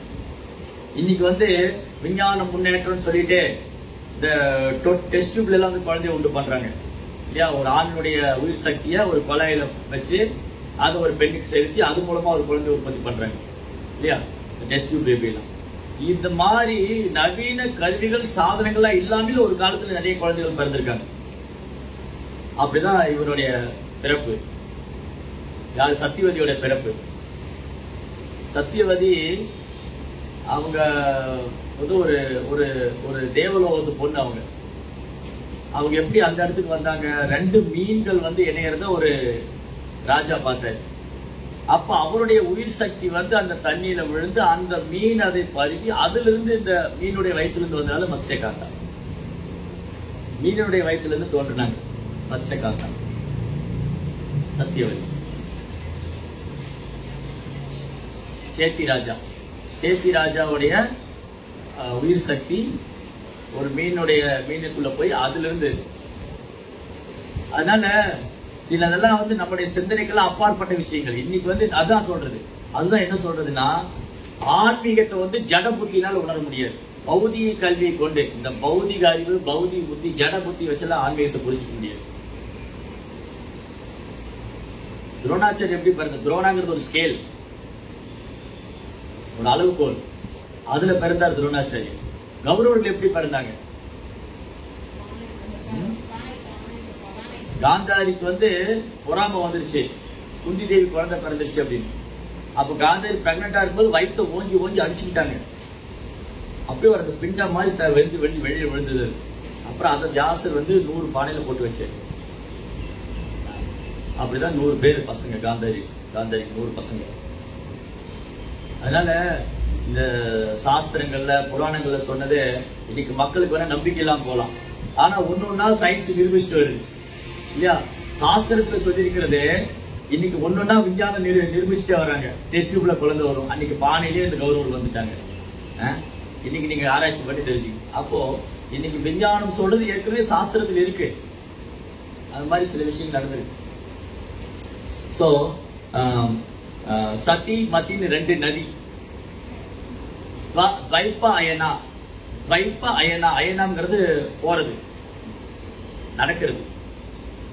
ராமாயணா அப்படின்னா ராமாயணம் ராமர் சென்ற பாதையில் ராமாயணம். அப்புறம் கிருஷ்ணாயணம் அப்படின்னா கிருஷ்ணர் சென்ற பாதையில். அப்போ இது துவைப்பாயனா. துவைப்பாயனா 2 நதிகள் சேர்ந்து சங்கமிக்கக்கூடிய இடம். வியாசருக்கு குழந்தையில கிருஷ்ணான்னு பேர். கிருஷ்ணா அப்படின்னா அந்த மழைக்காலத்து மேகத்து சாம நிறம், மழைக்காலத்து மேகத்தை ஒத்த நிறம். அப்போ கிருஷ்ண துவைபாயன வியாசா. இந்த வியாசுடைய பேரு, நிறைய வியாசர் இருக்காங்க. இந்த வியாசுடைய பேரு கிருஷ்ண துவைபாயன வியாசா. சத்தியவதி அந்த படகுல போயிட்டு இருக்காங்க. 2 நதிகள் சங்கமிக்குது. சதி மதின் 2 நதி சங்கமிக்கூடிய இடத்துல படகுல போகும்போது ரொம்ப மங்களமான ஒரு சிச்சுவேஷன். எல்லா நட்சத்திரங்களும் மங்களமா இருக்கு. ரொம்ப ஆஸ்பீஷியஸ், ரொம்ப மங்களமான நேரம். அத திரிகாலக்ஞா, முக்காலம் அறிந்த பராசரர் மாதிரி முனிவருக்கு 3 காலம் அறியும். முன்ன என்ன நடந்தது, இப்ப என்ன நடக்குது, இன்னும் என்ன நடக்க போகுது. அப்ப பராசரர் இன்னொரு ஸ்பெஷாலிட்டி என்னன்னா, அவர் தான் கிருஷ்ணர் பகவான் சொன்னார். ஏன் பராசரர் கிருஷ்ணர் பகவான் சொன்னார்? அவர் வியாசருடைய தந்தை. பராசர் ஏன் கிருஷ்ணர் பகவான் சொன்னார்? 6 ஐஸ்வர்யங்களும் முழுமையா இருக்கிற கிருஷ்ணர் தான் முழு முதல் கடவுள். சத் ஐஸ்வர்யஸ்ய பகவான். சத்னா 6. சத் ஐஸ்வர்யஸ்ய பகவான். ஐஸ்வர்யஸ்ய வீரியஸ்ய யசஸ ஸ்ரீய, அழகு, அறிவு, துறவு, புகழ், செல்வம், வலிமை, இந்த 6 ஐஸ்வர்யங்களையும் முழுமையா வச்சுக்கிறோம் பகவான். இத சொன்னார் பராசர். அப்ப பராசர முனிவருக்கு முன்ன நடந்தது, இப்ப நடந்துட்டு இருக்கிறது, நடக்க போறதெல்லாம் தெரியும். அவர் புரிஞ்சுக்கிட்டாரு, இந்த ஒரு சூழ்நிலை, இந்த மங்களமான சூழ்நிலை பகவான் வியாசர அவதாரம் பண்ண போறாரு.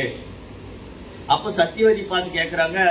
அந்த பொண்ணு ஒரு சின்ன பொண்ணு தான், ஒரு 14, 15, 13, 14 வயசு இருக்கும், அவ்வளவுதான், சின்ன பொண்ணு. அந்த பொண்ணு, அந்த காலத்துல பெண்கள்லாம் வீட்டை விட்டே வெளியே போக மாட்டாங்க.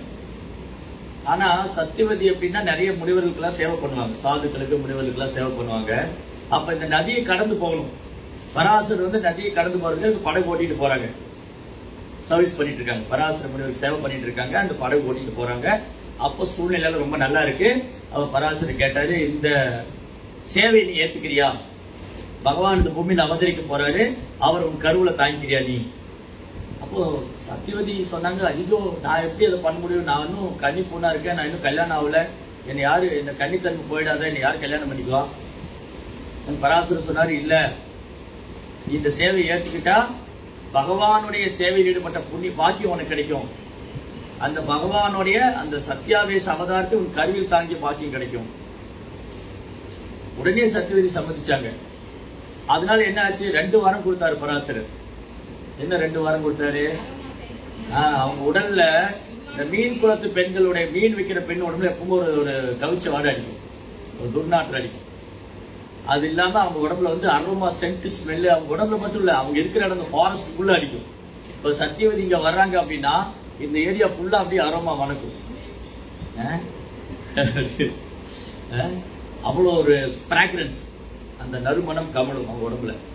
அப்புறம் அவங்களுடைய கன்னித்தன்மை போகவே இல்லை, அவங்க கன்னி பொண்ணா இருந்தாங்க. இதுதான், இதெல்லாம் நம்முடைய சிந்தனைக்கெல்லாம் அப்பாற்பட்டது. இது ஜட அறிவை கொண்டு, ஜட புத்தியை கொண்டெல்லாம் ஆராய்ச்சி பண்ணலாம் தெரிஞ்சுக்க முடியாது. இதை ஏத்துக்கணும், அவ்வளவுதான். சாஸ்திரம் சொல்லுது, அது உண்மை நடந்திருக்கு, இதிகாசத்தில் இருக்கு, புராணங்கள் இருக்கு.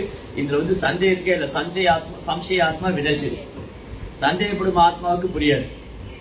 அது எப்படி, இது எப்படி, அது எப்படி அப்படி நடக்கும், இது எப்படி எப்படி நடக்கும்? ஏன் நீங்க சயின்டிஸ்ட போய் கேள்வி கேட்பாரு, அவன் சொல்லுவான் அப்படி இருந்திருக்கலாம், இப்படி இருந்திருக்கலாம், இங்க இருந்திருக்கலாம் பேச்சுக்கிறது. அப்படிதான் இங்க சாஸ்திரத்துல எங்கேயுமே கிருஷ்ணர் இந்த யுகத்துல தோன்றி இருக்கலாம், அந்த யுகத்துல ராமர் வந்திருக்கலாம், அப்படி இருந்திருக்கலாம், இப்படி அப்படிலாம் கிடையாது.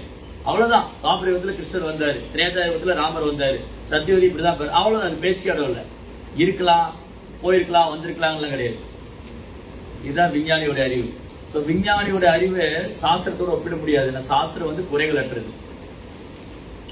அப்போ ஒரு விஷயம் ரைட். அப்போ சத்தியவதியோட உடம்புல அரோமா சென்ட் ஸ்மெல் வந்தது. அதுக்கப்புறம் அவர் கன்னித்தன்மை போகல, அந்த குழந்தை வந்தாங்க. வியாசர் இந்த பூமியில தோன்றினாரு. அப்பவே இளம் பாலி பண்ணாரு. இந்த சினிமால ஒரு பாட்டிலே குழந்தை சின்ன குழந்தை அப்படியே பெரியவன் ஆயிடுவோம். அது கூட ஒரு 6-7 நிமிஷம் ஆகுது, இந்த பாட்டுக்கு 6 நிமிஷம் ஆகுது. பட் வியாசர் ஒரு செகண்ட்ல அப்படியே சினிமால ஒரு பாட்டுல ஏழையா இருந்த ஹீரோ பணக்காரன் ஆயிடுவார் ஒரே பாட்டுல. குழந்தையா இருந்த ஹீரோ அந்த பாட்டுக்குள்ளேயே பெரிய தாத்தா ஆயிடுவார். இப்படிதான். இப்படி இதெல்லாம் காட்சி பிழை, இதெல்லாம் கற்பனை. ஆனா இந்த உண்மை நிஜம். வியாசர் குழந்தையா வந்தாரு, அடுத்த செகண்ட் யங் பாய் இளம் பாலி பண்ணாரு. அந்த குழந்தை பராசரும் தவம் செய்ய போயிட்டாரு. வியாசர் சத்தியவதிக்கு நமஸ்காரம் பண்ணாங்க. ஓ அன்னையே, நான் இந்த பூமிக்கு வர்றதுக்கு நீங்க ஒரு சேவை பண்ணதுனால நீங்க எப்ப கூப்பிட்டாலும் நான் வருவேன். நீங்க எப்ப என்ன உங்க மனசுல நினைச்சாலும் நான் உங்களுக்கு தரிசனம் கொடுப்பேன். நான் உங்களுடைய விருப்பத்தை பூர்த்தி பண்ணுவேன். கிருஷ்ண துவாபாயன வியாசா. துவாபாயனா வியாசா அப்படின்னா என்ன பார்த்தோம்? வியாசான்னு என்னது? விவரிப்பவர், விவரமா சொல்றவர், விவரமா வேதங்கள்ல விவரமா எடுத்து கொடுத்தாரு. வியாசருக்கு முன்னாடி ஒரு வேதம் தான் இருந்தது, வேதம் ஒன்றுதான் இருந்தது. வியாசர் 4ஆ பிரித்து அதுக்கு வந்து வியாக்கியானம் எழுதி, ரைட்? சோ வியாசனா டீப் எக்ஸ்பிளனேஷன், ஆழமாக விவரிக்கக்கூடியவர். சோ வியாச குகா இன்னும் இருக்கு, 2 வியாச குகா இருக்கு. ஒன்னு வியாசர் தவம் பண்ண இடம், இன்னொன்னு வியாசர் பிறந்த இடம். வியாசர் பிறந்த இடம் வந்து நேபாள்ல இருக்கு. இந்த 2 நதி சொல்லலையா, சத்தியமதி 2 நதி, இது கங்கையோடைய பிரான்ச், கங்காவுடைய சப்டிவிஷன். அந்த 2 நதிகள் சங்கமிக்கிற இடம் வந்து இன்னும் இருக்கு நேபாள்ல. பொக்காராங்கிற இடத்துக்கு காத்மாண்டுக்கு போற வழியில வியாசருடைய குகை. அதுக்கப்புறம் அவர் தவம் பண்ண குகை வந்து பத்ரிகா ஆசிரமத்துல மேல இருக்கு, மானாங்கிற இடத்துல. பத்ரிகா ஆசிரமத்துல மேல, அது இந்தியாவுடைய லாஸ்ட் வில்லேஜ். அதுக்கப்புறம் அந்த பக்கம் சைனா, இந்தியா சைனாவோட பார்டர். மானாங்கிற வில்லேஜ் தான் இந்தியாவோட லாஸ்ட் வில்லேஜ், பத்ரிகா ஆசிரமத்துக்கு மேல இருக்கு. அங்க வியாசருடைய குகை, கணபதியோட குகை, மகாபாரதம் எழுதிய இடம். அப்ப இதெல்லாம் சும்மா கதை இல்ல, கற்பனை இல்ல, கட்டுக்கதை இல்ல, இதெல்லாம் இப்போ இருக்கு. வியாசர் இருந்த குகை, வியாசர் இப்போ இருக்கு. 8 சிரஞ்சிகள் வந்து வியாசர் இப்போ இருக்கு. வியாசரை பார்க்க முடியாது, இந்த ஜடக்கனால வியாசரை பார்க்க முடியாது. வியாசரை பார்த்தது யாரு? யாரெல்லாம் வியாசரை பார்த்திருக்காங்க? வியாசதேவர் யாரெல்லாம் பார்த்திருக்காங்க? நான் பார்க்கல ப்ரோ, எனக்கு தெரியாது சொல்லுங்க. நாரத முனிவர் பார்த்திருக்காரு. நாரதர் யாரு? வியாசருடைய குரு, ரைட்? சரி, வேற யார் வியாசரை பார்த்தாங்க? மாதவாச்சாரியர், வெரி குட். 800 வருஷத்துக்கு முன்னாடி மாதவாச்சாரியர் இருந்தது. ஏற்கனவே ஒரு 800 வருஷம் இருக்கும். மாதவாச்சாரியர் 2 முறை வியாசரை நேருக்கு நேர் மீட் பண்ணார். நம்ம மாதவாச்சாரியத்திரம் படிக்கும்போது சொல்லியிருக்கேன், மாதவாச்சாரிய அவதார தினத்தப்ப சொல்லியிருக்கேன். மாதவாச்சாரியோட லீலைகளை பத்தி பேசும்போது மாதவாச்சாரியர் 2 முறை வியாசரை சந்திச்சாரு. ஒரு முறை வியாசரை சந்திச்சு வந்ததுக்கு அப்புறம் அவர் தீட்சை வாங்கி வியாசருடைய சீடர் மாதவாச்சாரியர். அதான் நம்முடைய சம்பிரதாயம். பிரம்ம மாத்வ கௌடிய வைஷ்ணவம். பிரம்மாட்டிருந்து வேத ஞானம் யார் கத்துக்கிட்டாரு? நாரதர். நாரதத்திலிருந்து வியாசர், வியாசத்திலிருந்து மாதவாச்சாரியர். இப்படி இந்த பரம்பரை இருக்கு, ரைட்? சோ இருக்காங்க, இந்த இடம்லாம் இப்போ இருக்கு. வியாசரை நேரத்தில் சந்திச்சு இருக்காங்க. அப்ப வியாசருங்கிறது கற்பனை உருவம் அல்ல, கற்பனை அல்ல, ரைட்? சோ வியாச மகரிஷி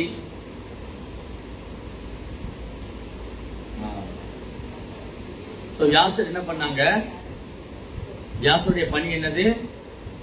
வேதாந்த கிருத், வேதவித், வேதங்களால் திருப்ப அந்த ஸ்லோகத்துக்கு போயாச்சு. பகவத்கீதா ஸ்லோகம். வேதேஷ சர்வை அகமேவ வேத்யோ, வேதங்களால் அறியப்பட வேண்டியது கிருஷ்ணா. வேதாந்த கிருத் அப்படின்னா வேதங்களை முற்றிலும் அறிந்தது. வேதவித்னா வேதங்களை தொகுத்தது. வேதேஷ சர்வே அகமேவ வேத்யோ, வேதங்களால் அறியப்பட வேண்டிய நானே, வேதங்களை தொகுத்ததும் நானே, வேதங்களை முற்றிலும் அறிந்ததும் கிருஷ்ணர் தான். வேதாந்த கிருத் வேதவித். வேதாந்த கிருத்னா வேதங்களை தொகுத்தவர், வேதவித்னா வேதங்களை முற்றிலும் அறிந்தவர். அப்ப இந்த வேதாந்த கிருத் யாரு? கிருஷ்ணா, வேதங்களை தொகுத்தவர். அப்ப அந்த கிருஷ்ணரே வியாசரா வந்து வேதங்களை 4ஆ பிரிக்கிறார். ரிக், யஜுர், சாம, அதர்வா. இந்த வேதங்களை 4ஆ பிரிச்சு தன்னுடைய 4 பிரதான சீடர்களை ஒரு வேதத்துக்கும் முக்கியமா போடுறார், இன்சார்ஜா போடுறார். மேலும் அந்த வேதங்களை வந்து விளக்குவதற்காக. அப்ப என்ன பண்ணாரு? ஜெய்மினி அதாவது 6 சீடர்கள் வியாசருக்கு இருந்தாங்க. 6 சீடர்கள் வந்து 6 விதமான தத்துவங்களை கொண்டு வந்தாங்க. கௌதமர், கனாதனர், கபிலர், பதஞ்சலி, ஜெய்மினி, அஷ்டாவக்ரா. ஒண்ணுமே புரியல, புரியுதா? வியாசருடைய 6 சீடர்கள் கபிலர், கௌதமர், கபிலர், கனாதனர், பதஞ்சலி, அஷ்டவக்ரர், ஜெய்மினி. இந்த 6 பேருக்கு வேதங்களை கொடுத்து அதை பிரிச்சு மேலும் விவரமா எடுத்துட்டு வர சொன்னார். அவங்களுடைய விளக்கத்தை எடுத்துட்டு வர சொன்னார். இந்த 6 பேர் என்ன பண்ணாங்க? 6 விதமான தத்துவத்தை கொண்டு வந்தாங்க. பதஞ்சலியோடைய தத்துவம் வந்து யோக சூத்திரம். அப்புறம் ஜெய்மினி இது வந்து கர்ம மீமாம்சம். இந்த மாதிரி கௌதமர், கனாதனர், இப்படி ஒருத்தருக்கு ஒரு தத்துவம் இருக்கு. இந்த 6 பேர் 6 தத்துவத்தை கொண்டு வந்தாங்க. சாக்கிய தத்துவம், அப்புறம் வந்து கர்ம மீமாம்ச தத்துவம், அப்புறம் யோக தத்துவம், இந்த மாதிரி 6 தத்துவத்தை கொண்டு வந்தாங்க. இப்ப என்ன பண்ணார் வியாசரு, சரி இவங்க பண்ணதெல்லாம் வந்து நான் எதிர்பார்த்தது இவங்க பண்ணது ஒண்ணு, இவங்க 6 பேர் 6 விதமா விளக்கம் கொடுத்திருக்காங்க.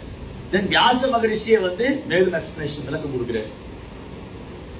அவர் விளக்கம் கொடுத்துட்டு அந்த இதிகாச புராணங்களுக்கு லோமச மகரிஷி இன்சார்ஜா போடுறாரு.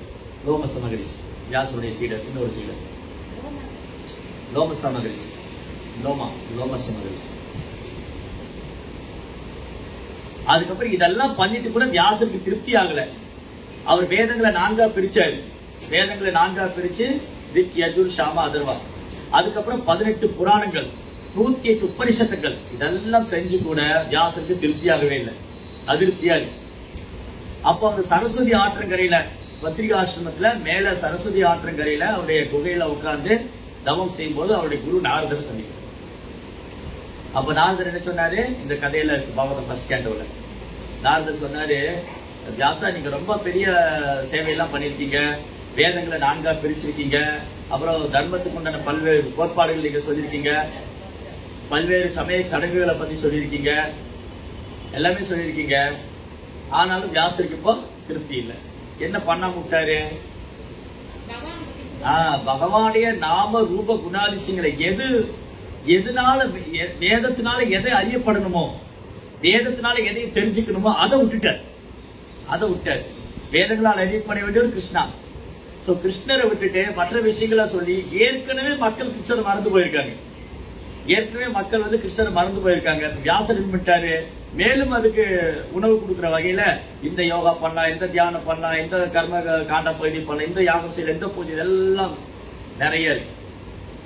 அதனாலதான் அவருக்கு திருப்தி ஏற்படல. அப்ப நீங்க என்ன செய்யணும், பகவானுடைய நாம ரூப குணாதிசயங்களை பண்ணணும். அது செஞ்சால் அல்லாது நீங்க திருப்தி அடைய மாட்டீங்க. அதுதான் ஏ ஆத்மா சுப்ரசித்தி, அது ஆத்மாவுக்கு உண்மையான சந்தோஷம் பதக்கல். அப்ப வியாசர் என்ன பண்ணாரு, ஸ்ரீமத் பாகவதம் நம்முடைய முதிர்ந்த நிலையில எல்லா வேதங்கள், புராணங்கள், இதிகாச உபநிஷத்து எல்லாம் முடிச்சுட்டு வியாசர் என்ன பண்ணாரு, பகவானுடைய லீலைகளை, பகவானுடைய நாம ரூப குணாதிசயங்களை வர்ணிச்சார். அதனால நம்ம வியாசருக்கு ரொம்ப கடன்பட்டிருக்கோம். ஏன்னா வியாசர் வந்து பாகவதம் கொடுக்கலைன்னா நமக்கு பாகவதமே கிடைச்சிருக்கு. ரைட்? நம்ம வியாசருக்கு ரொம்ப கடன்பட்டிருக்கோம். அவர் தான் பாகவதம் கொடுத்திருக்காரு. அந்த பாகவதம் எப்படி கிடைச்சது, பாகவதம் எப்படி நமக்கு கிடைச்சது? வியாசர் வந்து யாருக்கு பாகவதம் சொல்லி கொடுத்தாரு? சுகதேவ் கோஸ்வாமி. சுகதேவ் கோஸ்வாமி யாருக்கு பாகவதம் சொல்லி கொடுத்தாரு? பரீட்சித் மகாராஜா. பரீட்சித் மகாராஜாக்கு பாகவதம் சொல்லி கொடுத்து எப்படி நமக்கு கிடைச்சது? சௌனகாதி முனிவர்கள் சூது கோஸ்வாமி கேட்டாங்க. அப்போ சௌனகாதி முனிவர்கள் சூது கோஸ்வாமி கேட்டது, அது வந்து பரீட்சித் மகாராஜாவுக்கும் சுகதேவ் கோஸ்வாமி நடந்த லீலைகளை அவர் சொன்னார். அப்ப நமக்கு எப்படி பாகவதம் கிடைச்சது? ரூபாரி கண்ணியால கிடைச்சது. நமக்கு பாகவதம் வந்து ரூபாரி கண்ணியால கிடைச்சது. பாகவதம் எப்படி நமக்கு புரியுது? ரூபாரி கண்ணியால் புரியுது. அதனாலதான் புரோபார் தோன்றிய தினத்தையும் வியாச பூஜைன்னு கொண்டாடும். இல்லையா? புரோபார் தோன்றிய தினத்தை ஜென்மாஷ்டமிக்கு அடுத்த நாள் வந்து வியாச பூஜை. ரைட்? சோ இப்படி ஹரே கிருஷ்ணா. ஓகே, அதனால நம்ம ரொம்ப பாக்கியம் பண்ணியிருக்கோம். இன்னைக்கு குரு பூர்ணிமா. இன்னைக்கு நம்ம குரு மகாராஜ்ட பிரார்த்தனை பண்ணணும். அவங்கவுங்க ஆன்மீக குரு. இஸ்கான் வந்து மல்டி குரு சிஸ்டம், நிறைய குருமார்கள் இருக்காங்க. இந்த குருமார்கள்லாம் நமக்கு கிடைச்ச ஒரு பெரிய பாக்கியம்.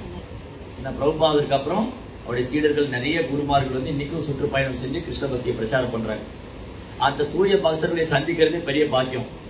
அதுக்கு தூய பக்தர்களை சந்திக்கிறதே பெரிய பாக்கியம்னா அவங்க கிட்ட இருந்து கிருஷ்ணரை பத்தி கேட்கறது, அவங்களுடைய உபதேசத்தை பின்பற்றுவது, அவங்களே நமக்கு குருவா கிடைச்சது ஆகச்சிறந்த பெரிய பாக்கியம். நம்ம பிறவி பயனே அடைச்சிட்டோம்னு சொல்லுவோம்.